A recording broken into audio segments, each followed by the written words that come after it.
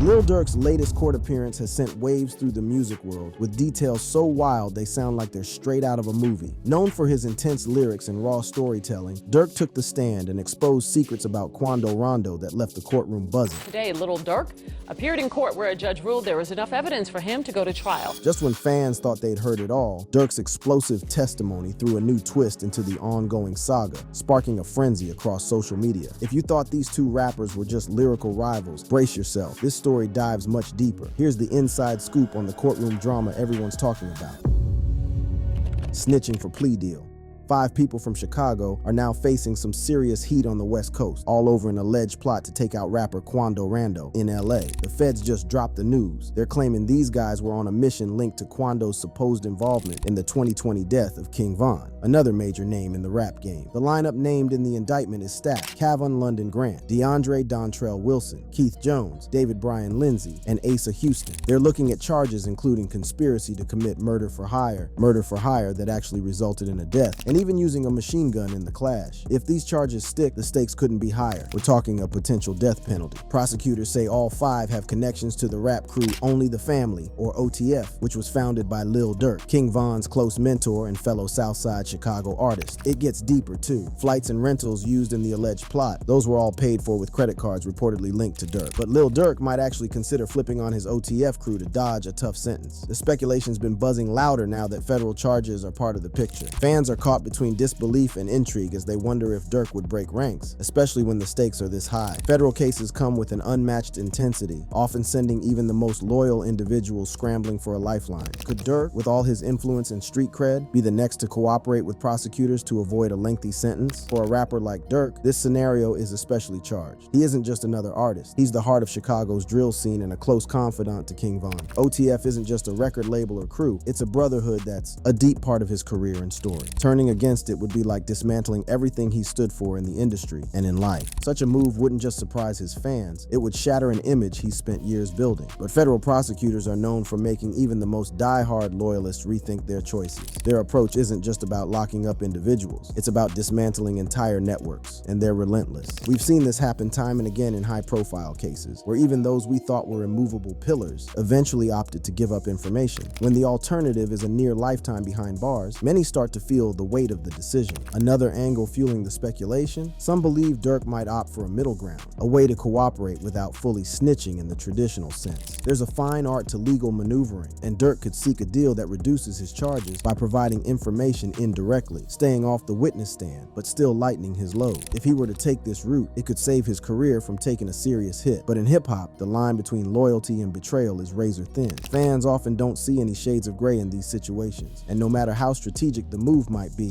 there's rarely room for compromise when it comes to loyalty in this world. Right now, he's sitting in Broward County Jail in Florida with no bond, just waiting to be transferred over to federal custody. But the buzz isn't just about him being locked up, it's all about OTF and a supposed betrayal that's rocked the whole crew. Turns out an OTF insider known as Jam might have been undercover for years in the crew. He was even accused, and people already had their suspicions about him. Look into OTF Jam. I think we looked into him already. He's the one that ate the cheese. No way. No way. Jam was working with the feds and, even crazier, wore a wire to gather evidence on Durk himself. Jam got out of prison in 2022 after a 12-year stint for attempted murder, and while everyone thought he was back in the game, he was allegedly busy collecting info. Rumor has it that he recorded enough to link Durk to a revenge plan against Quando Rondo, real name Tyquan Terrell Bowman. He released some paperwork talking about how you were getting arrested and they say you named a whole bunch of people. I ain't named the police named him. And just to add more heat, Chicago rapper King Yella came forward claiming he overheard Jam implicate Durk directly. Yella says Jam called out Durk in connection to the murder of Quando's cousin, Lil Pab, allegedly as payback for King Von's death. With accusations like this, it's more than just a legal battle. It's become a major showdown that's got fans and critics watching closely, waiting to see what kind of fallout this brings for OTF and Durk. Here's what happened on that infamous night that claimed King Von's life. It was early Friday morning, November 6th, outside the Monaco Hookah Lounge Lounge on Trinity Ave in Atlanta. Two crews had a heated run-in around 3:20 a.m., and things escalated fast. With tension building, off-duty and on-duty Atlanta police officers nearby got involved when gunfire erupted, exchanging shots with the group. By the end of the chaotic scene, 3 people had been hit and rushed to the hospital by ambulance, while others took off and arrived at the ER in private cars. Tragically, the 2 men didn't make it. One was 26-year-old Davon Daquan Bennett, better known as King Von, a Chicago drill rap icon.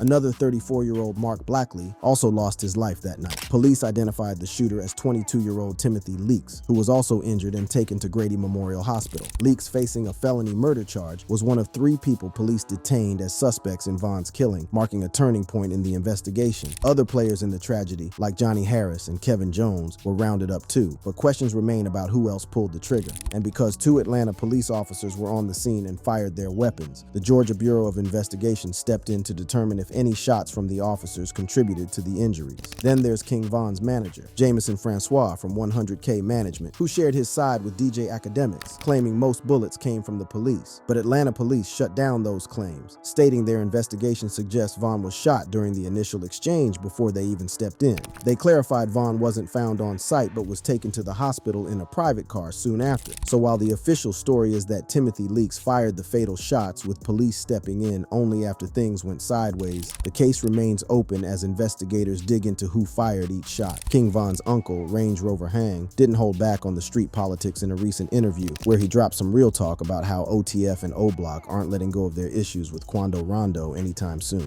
Word on the street, Von's people have been buying up seats to Rondo's shows, and allegedly there's more than just concert tickets on the line. There's talk of a bounty too. In true hip-hop fashion, Range Rover Hang told Fuchsia's TV, "It's ugly for him. Real talk. They took out a real one, and folks got something to prove." He laid it all out. Von wasn't just any rapper. He was a community figure. Hang recalled how Von, with his first big check, didn't spend it on flashy cars. He put it into the block, into his people. Von was different, Hang said. He was about his people, making sure everyone was good before he did anything for himself. Since Von's passing, Rondo has claimed self-defense, even dropping a track called End of Story, putting his side of the story into lyrics. But Hang wasn't having it. He fired back with his own song, The Story Continues, keeping Von's memory alive while sending a message that the saga isn't over. With the release of Von's posthumous video, Wayne's story, his legacy in the rap game and on the streets, is cemented. But as for the tension, Hang's making it clear, that's here to stay. Rumor has it though that Lil Durk might have a bombshell of his own to drop, leaving fans bracing for what's next. But to everyone's surprise, Quando Rondo has finally broken his silence, laying out his version of what went down on that fateful night in Atlanta when Von tragically lost his life. Quando brought up details that, according to him, show it was all self-defense. Starting with that night outside the Monaco Hookah Lounge, Quando said he wasn't even planning on hitting the club. He was just chilling with his crew, including Lil Tim, who would later be charged with Von's murder. He told him to just park outside because he was not going inside. He was about to crash in the car, just vibing while his friend rolled up, thinking it was just another night. Quando says it all went down fast. He described standing there, ready to let folks pass by as usual, when suddenly someone hit him, leaving him feeling like he was having an out-of-body experience. According to Quando, Von came at him aggressively, catching him off guard. That's when Lil Tim stepped in, allegedly firing in self-defense to protect his friend. With rumors swirling that Quando was asleep in the car, he cleared the air, saying he was awake but laid back, minding his business. Quando also addressed claims that he didn't even know there was beef with Von's crew or Lil Durk. To him, everything seemed cool. Durk had even been featured on his album Q-Pack on the track Safest, and Quando said he always felt it was all love. The vibe shifted though, when Quando seemingly took a shot at Von in a recent virtual performance, sparking more heat. The rapper allegedly dissed Von, saying, "He got caught without that pole, and now he gone." This comment only added fuel to the fire as fans speculate on where this tension is headed next. In this first part of the interview, Quando keeps it calm, but is determined to make his case. His story is that he and his crew did what they had to do that night, and in his words, it's just survival. It's no secret that the drill scene often pulls artists into street feuds, so their run-ins with the law are nothing new. Gang violence. The police records of OTF members paint a picture of escalating street conflicts that seem to have fueled a targeted plan against Quando Rondo. These charges highlight a series of actions and behaviors within OTF, connecting the dots between their history of altercations and the mounting tension with Quando. The recent legal moves involving Lil Durk have added more fuel to the ongoing drama, as a Cook County judge recently cleared Durk of any probation violations, leading to the prosecutor dropping the gun charges completely. This case isn't fresh. It reaches back to November 2014 when Durk's Chicago area townhome was raided. Police were actually after someone else on a murder charge but stumbled upon 2.45 caliber handguns sitting right there on the kitchen counter. At the time, Durk was coming downstairs from another room when officers found the firearms. Despite the prosecution's claims, Judge Timothy Joyce concluded that while Durk may have known the guns were there, it couldn't be proved that he had possession and control over them. Durk later revealed that, although he felt a bit of nervous energy, he remained confident in the truth. He expressed that he was never nervous about the truth because he believed God was on his side and had confidence in his lawyer.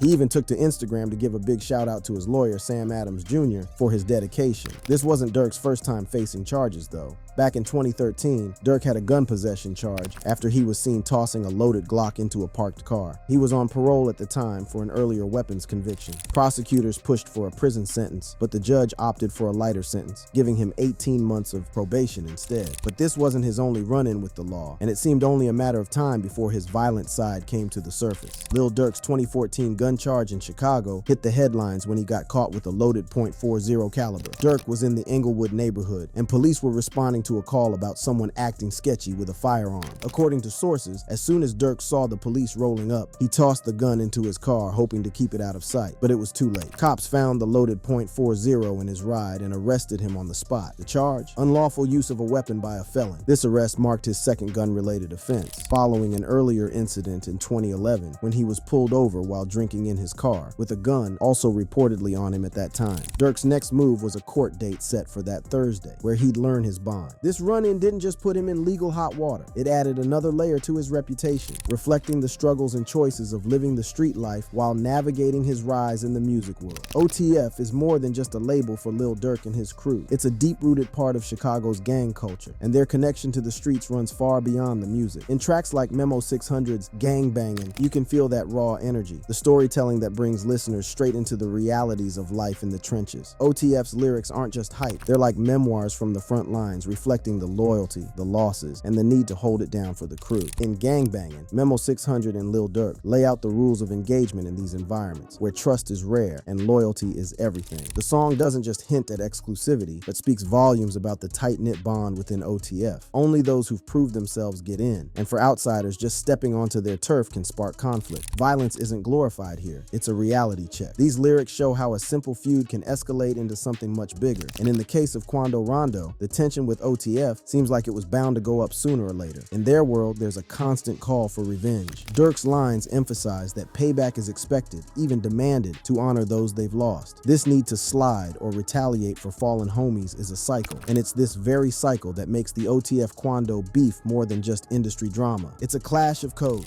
Lil Durk and Memo 600 often pay homage to lost members, making tracks that serve as both tributes and rallying cries. In Gang Bangin', when Durk mentions King Von, he's not just reflecting on Von's loss, but sending a message. Speaking on fallen members is dangerous. There's a sense that Durk and his circle are always on alert, ready to defend and avenge. The song also shouts out J Money, another close OTF member. These tributes are both respect and warnings, showing how loss fuels loyalty and in turn demands retribution. The Quando Rondo feud feels inevitable in a world like this, where crews hold fast to their codes. OTF's ties to gang culture mean that any disrespect or perceived betrayal is taken seriously, and sometimes there's only one way out. But Lil Durk's life is no stranger to tragedy, and the loss of his brother, Dante Banks Jr., better known as OTF DT Thang, took things to a new level. The streets claimed DT Thang's life outside Club O, a Harvey strip club on South Halstead. But his death wasn't just another headline. It sent shockwaves through OTF, adding to the cycle of violence that surrounded Durk and his crew. Caught up in a brutal street culture where loyalty, reputation, and retaliation often come first, Lil Durk and Quando Rondo now face the heavy, real-life consequences of their ongoing feud. Now, both Durk and Quando are not only navigating the music industry, but also dealing with the harsh, unforgiving reality of street politics, where one wrong step can change everything. Behind bars. Lil Durk finds himself in the middle of a high-profile case that's got both the feds and the streets talking. Arrested on charges of orchestrating a murder-for-hire plot, Durk faces allegations that go way beyond typical rap beef. The feds claim that he and his OTF crew planned a calculated hit on a rival that ended up in a tragic public shooting at a gas station near LA's Beverly Center in August 2022. The backstory here runs deep. Durk and the victim had been feuding since 2020, when Durk's close friend, King Von, was killed by an associate of Quando. From that moment, the tension only escalated, with Durk allegedly putting a bounty on Quando in a brutal call for revenge. According to authorities, this wasn't just about music or street reputation anymore. It was about settling a score. Not long after connecting with OTF, rumors suggest Lil Durk's crew gained access to Quando Rondo's location and detailed plans, including his accommodations and itinerary. How they managed to secure this intel so quickly remains a mystery. Could it have been luck, or did someone intentionally tip them off? Either way, the moment Quando touched down, OTF seemed to have eyes on his every move. Reports indicate that as soon as they pinpointed Quando's location, Durk's team jumped into action, quickly arranging flights, rentals, and even private jets to head straight to LA. This rush wasn't without reason either. Word on the street is that a bounty had been placed on Quando's head, allegedly set by a well-connected co-conspirator who's said to be backing the mission. With Durk's power and resources within OTF, many believe he's behind this, especially considering it's his label and reportedly his credit cards that were used to arrange all the necessary travel and lodging. The whole operation seemed meticulously planned, with a crew mobilized for what looked like a revenge mission. Speculation surrounds this supposed co-conspirator, who many think would need to be a top player within OTF, someone capable of funding the whole thing and possibly dangling future music deals as motivation. While some wonder if this could tie back to Durk's late brother Durk himself, seems the most plausible figure with the power to pull it off. Once OTF members landed in LA, they wasted no time, gathering cars, booking hotels, securing ski masks, and sourcing firearms, all while using coded messages to stay under the radar. They soon regrouped near Quando's hotel, having mapped out his entire schedule and every stop along the way. Quando, driving a black Escalade, was reportedly oblivious to the fact that OTF members were trailing him in a white BMW. They followed him silently, tracking each of his moves until finally they caught up at a gas station. And when they did, they made their move without hesitation. Sheriff's deputies pulling out a man who had been shot in an SUV. Savannah rapper Quando Rondo, a passenger in that car, frantic at the sight. The target, Quando Rondo, wasn't alone during the attack, and in the end, his family member, identified as SR, was the one who lost their life. One man inside, a member of Rondo's entourage, had been shot.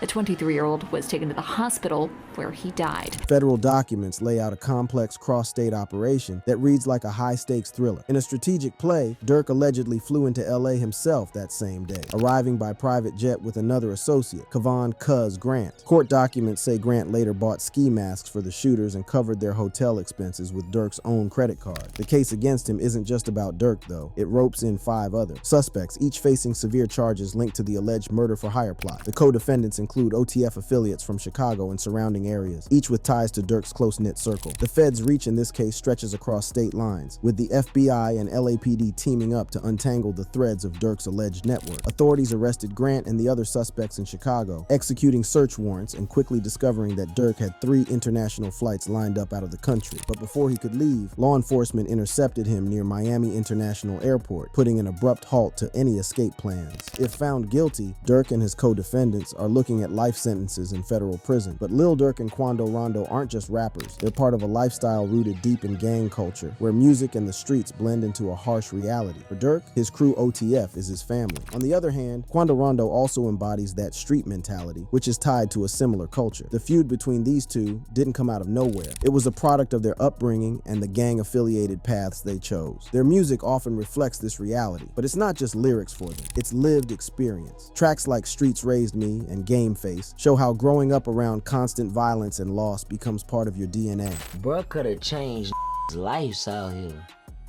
Do you think that was the most traumatic event you ever went through in your life? Man, hell yeah. Both Durk and Quando grew up in this world where gang loyalty is everything, and there's always pressure to protect your crew and make sure your name stands. For OTF, loyalty means being ready to ride for each other, no questions asked. Durk often talks about the importance of sticking together, not just for fame, but for survival. He's reached new levels of success in hip-hop, but that didn't make him forget the streets. Instead, he shares his light with his team, keeping OTF strong and using his platform to support his brothers in the industry. Songs from the crew's Quando's projects, like Loyal Bros, don't just highlight individual talent, but represent a whole community. When you listen to OTF, you're getting a glimpse into the lives of people who live and die by a strict code of loyalty. The gang life comes with undeniable consequences, and for Lil Durk, those consequences have been hitting closer to home than ever. With his rise in hip-hop came an increase in scrutiny from law enforcement, and as his fame grew, so did the heat. Durk and his crew have faced intense legal battles, and the potential penalties are no small matter. Currently, he's staring down some serious federal charges linked to an alleged murder-for-hire plot that, if proven in court, could mean life behind bars. Durk, once seen as just a product of Chicago's drill scene, is now under the microscope as a leader allegedly orchestrating street-level violence that has real impacts on communities and lives. For Durk, legal troubles are not a new thing. His past gun charges, parole violations, and ongoing feuds with other artists, fueled by gang loyalty, have paved a rocky road. But now with the feds involved, it's not just local cops looking to make an arrest, it's federal agencies who've spent years building a case. The charges against him aren't minor: conspiracy to commit murder for hire, using interstate facilities to coordinate violent acts, and weapon-related offenses linked to his music crew, OTF. These charges could lead to severe prison time if he's convicted. Beyond the looming possibility of life in prison, Durk's career could be permanently impacted. For someone at the peak of his game who has crossed into mainstream success, this case could cost him endorsements, touring income, and even his spot in the industry. Additionally, his association with OTF makes things even riskier. Prosecutors often use gang affiliations as leverage, stacking charges to increase sentences or tie artists to broader criminal conspiracies. In Durk's case, OTF's reputation and history of feuds add weight to the legal arguments against him, painting him not just as a rapper, but as an alleged organizer of a violent crew. The cost isn't just on Durk's shoulders either. His entire circle, friends, family, and even other OTF artists could feel the fallout if he's convicted. The possibility of losing their leader to a life sentence would be a massive blow, both financially and personally, to OTF and the people who depend on him. For Quando Rondo, the stakes are similar, as he's tied to the same streets, navigating a world where one misstep or beef can spiral into deadly consequences. The cycle of retaliation is brutal, and in this environment, every move counts. For both Durk and Quando, the consequences of their lifestyle aren't just looming, they're already knocking at the door. Quando Rondo's rise from Savannah's streets to rap stardom has given him both a massive platform and a certain level of street influence. If he chooses, he could use this combination to work around the legal system, staying out of jail by leaning into his gang connections and reputation to sway the streets in his favor. While fame and street credibility are tools in his arsenal, using them to avoid jail time could involve intimidation tactics, leveraging his network to silence potential witnesses, or relying on street codes that discourage cooperation with law enforcement. But moving down this path is risky. It keeps him tethered to the lifestyle he's trying to leave behind and exposes him to even greater scrutiny from the law. If the legal system does catch up to him, jail could mean a harsh reality check. Life behind bars is worlds away from the studio and the stage, and even a reputation as a rapper won't shield him from the challenges inside. Gang culture and alliances carry weight in prison, but that also means obligations and tensions could follow him into his cell. The prison system can be brutal, especially for someone with Quando's street ties. He could face dangerous encounters with rival factions or find himself pressured to continue engaging in gang-related activities to maintain his status. Beyond the physical risks, the psychological impact of jail time is heavy. Quando's music has always been an outlet for his struggles, an expression of his desire to move his family out of poverty and into safety. But in prison, stripped of that creative outlet and separated from his loved ones, the emotional toll could be crushing. His dreams of buying his mom a Benz or moving to the suburbs would feel farther away than ever. In the end, if he doesn't change course, the streets he's trying to escape might just end up being where he's bound for good. Lil Durk's recent posts make it clear he's ready to step away from the gang life and embrace his Muslim faith fully. He's had enough of the street life that surrounded him for so long,